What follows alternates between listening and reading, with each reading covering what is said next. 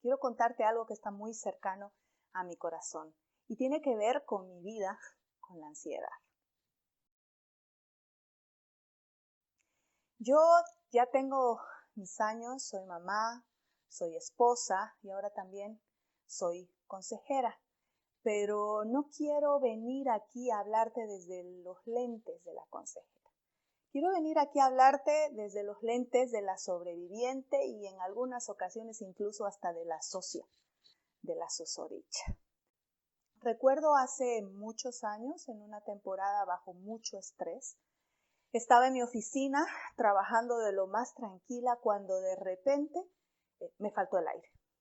Mi corazón empezó a latir como si fuera a explotar y les prometo que yo sentí que me iba a dar un infarto.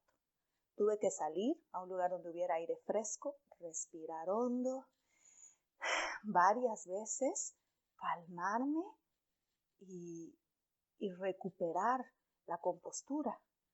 No tenía idea de qué era lo que me había pasado. Lo grave es que este síntoma se repitió varias veces durante ese mes y eso empezó a ponerme nerviosa. Ahora ya con un poco más de distancia recuerdo también que en esa misma época mi sueño era bastante intranquilo. No dormía completo, no dormía toda la noche, despertaba sobresaltada en muchas ocasiones. Obviamente por eso estaba cansada la mayor parte del tiempo. Me costaba mucho enfocarme en el trabajo. Mis niveles de productividad se vinieron al piso. Estaba de muy mal humor normalmente, muy impaciente. Y de repente, después de unas semanas de que todos estos síntomas empezaron a aparecer, mi salud se vino al piso.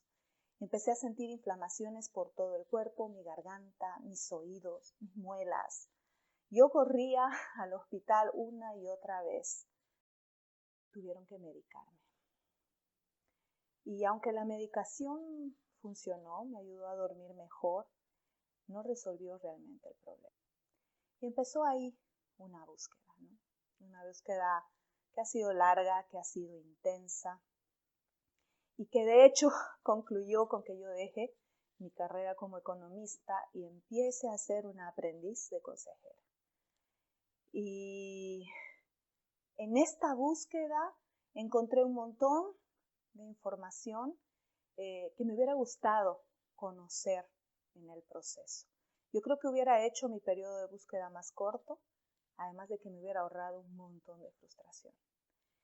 Así que estoy acá para compartirte parte de esa información. Lo primero que me pareció clave entender era qué era esta cosa que yo estaba sintiendo en el pecho. ¿Qué era este hueco en el corazón que aparecía de un momento a otro, que hacía que mi corazón lata desesperadamente? ¿Qué era esto que en ese latido tan intenso enviaba algo a mi cerebro y de repente yo me embotaba, me bloqueaba, no podía pensar? ¿Qué era esto que empezaba a provocar que mis brazos, mi cuello se adormezca, mi quijada empiece a sentirse muy tensa? ¿Qué era? ¿Qué era esto que al final yo sentía que bajaba y podía percibir claramente cómo estaba totalmente vinculada con mis problemas digestivos? ¿Qué era esto que no me dejaba dormir? Que me aceleraba la mente y me hacía pasar noches completas en blanco. Realmente empezó a aparecer como un monstruo inmenso. Así que te imaginarás que casi me caigo de una silla cuando descubrí que esto a lo que yo le estaba temiendo tanto no era más que un mecanismo de adaptación del ser humano a los obstáculos, que no era más que un instrumento que estaba puesto dentro de mí para saltar esos obstáculos y alcanzar objetivos. Eso era sencillamente. No era un monstruo, era amigo. Dios lo había puesto en mí para que yo pueda avanzar. ¿Por qué me hacía tanto daño? ¿Por qué se había vuelto tan tóxico?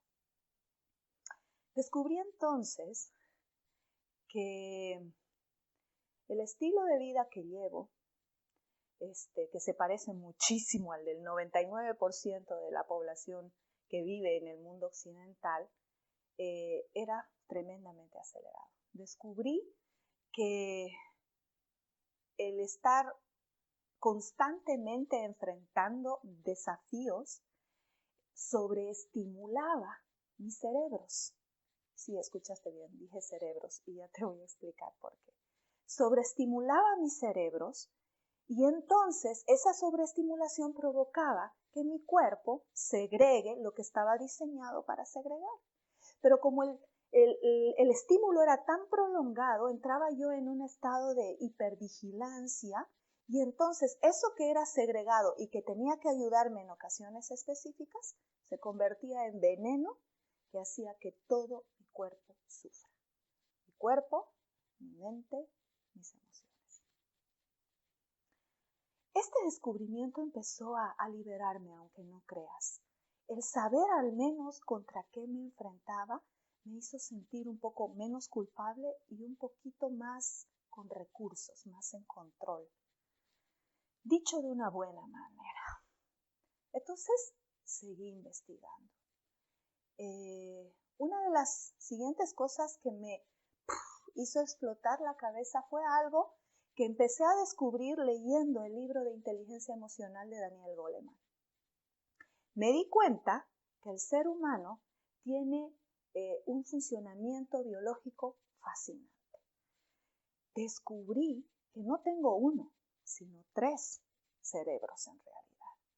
Que estos 3 cerebros empezaron a desarrollarse en diferentes momentos mientras yo estaba siendo formada en el vientre de mi madre, pero que aún así están profundamente vinculados.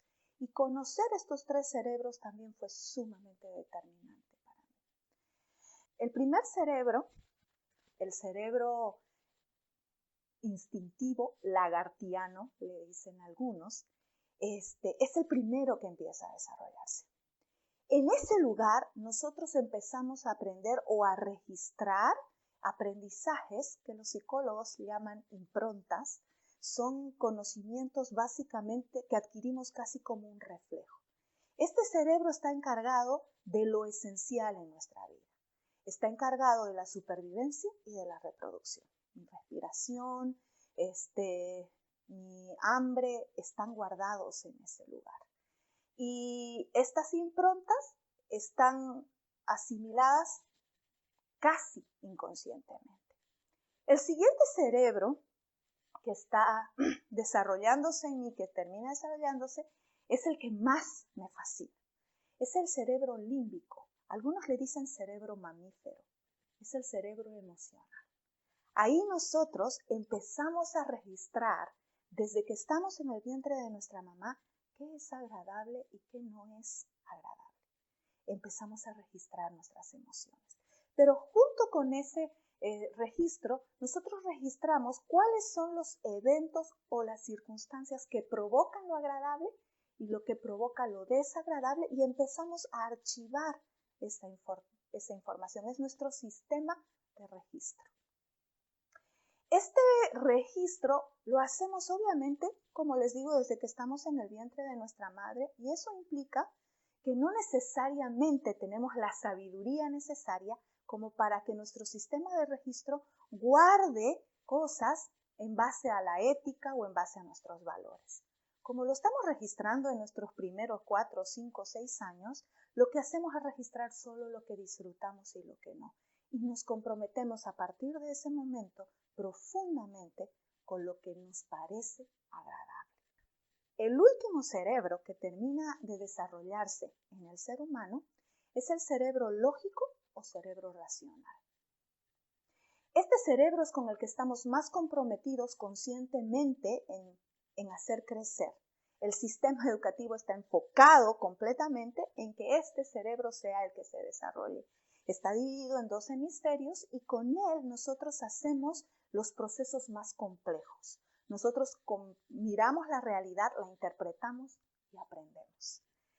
Este cerebro racional está por encima o podría controlar los otros 2 cerebros.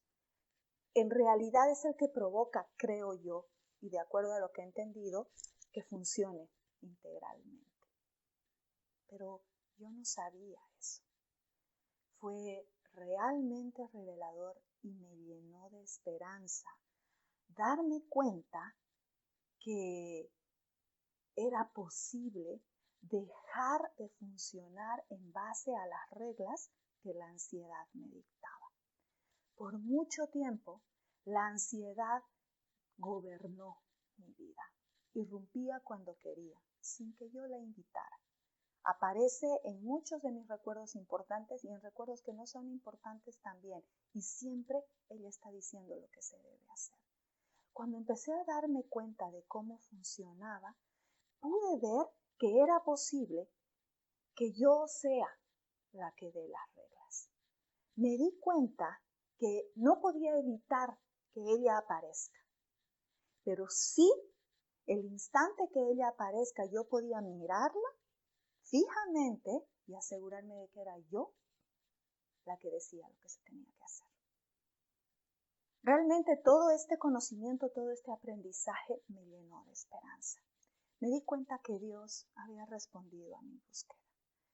Y había respondido a mi búsqueda con la palabra, con la Biblia, pero al mismo tiempo había respondido a mi búsqueda enviándome documentos científicos donde yo podía aprender sobre mí misma. El Señor respondió en mis momentos a solas, cuando yo oraba y lloraba angustiada, preguntando por qué estaba sintiéndome así. Pero también respondió cuando proveyó gente cercana en quien yo podía confiar y que me acompañaba en este proceso. La ansiedad no tenía que gobernar mi vida. Y ese ha sido el aprendizaje más importante de mi vida adulta.